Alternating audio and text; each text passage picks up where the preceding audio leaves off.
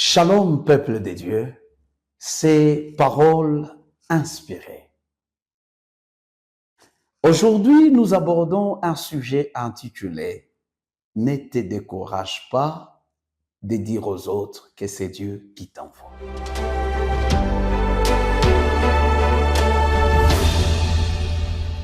Souvent, ça paraît bizarre quand un chrétien se met debout devant toute une assemblée et dire « écoutez la volonté de Dieu ».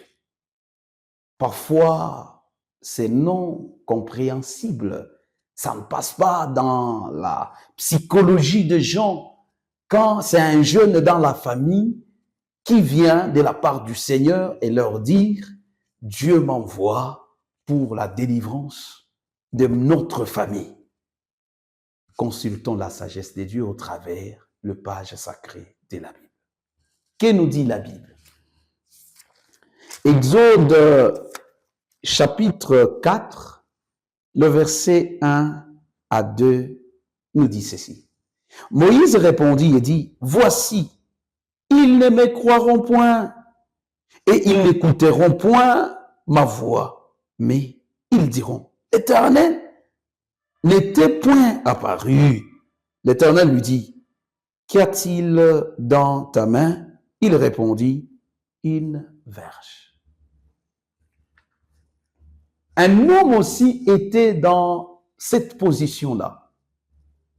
Il s'appelle Moïse. Lorsque Dieu l'est apparu, et Dieu l'envoie pour la libération de tout un peuple, Moïse va dire, « Seigneur, ces gens-là, ils ne me croiront pas.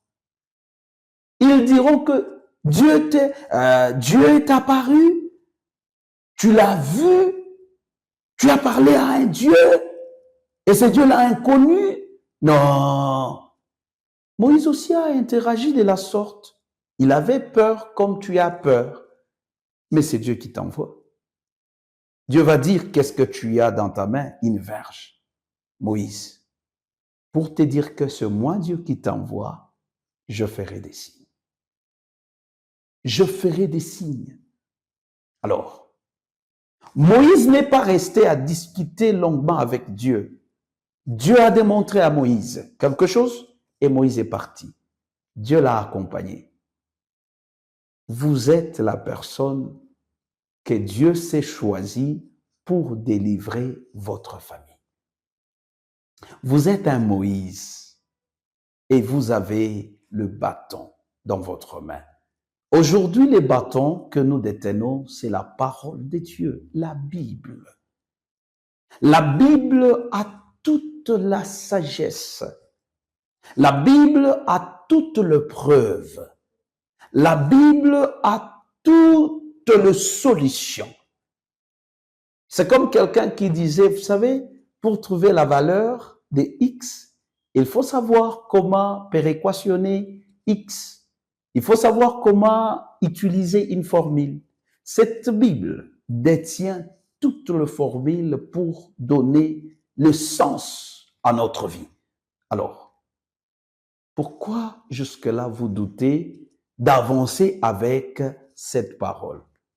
Il y a quelqu'un qui disait, la parole est devenue vieille, elle n'a plus de puissance. C'est faux et archi faux.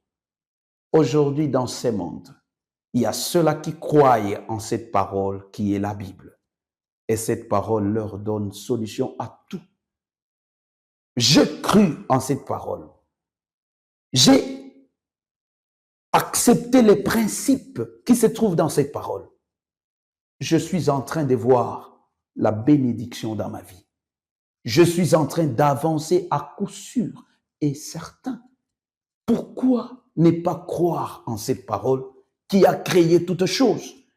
Et d'ailleurs, elle commence par dire, au commencement, Dieu. C'est Dieu qui est le commencement de toute sagesse. Ceux qui l'ont rejeté, plus tard, ils ont dit, il y a un créateur. Il y a des gens qui ont été plus savants que vous. qui ont rejeté cette parole, à l'instar de Descartes. Mais au finish, qu'est-ce que Descartes déclare? Il y a un Dieu. Qu'il soit inconnu, invisible, mais il y a un Dieu.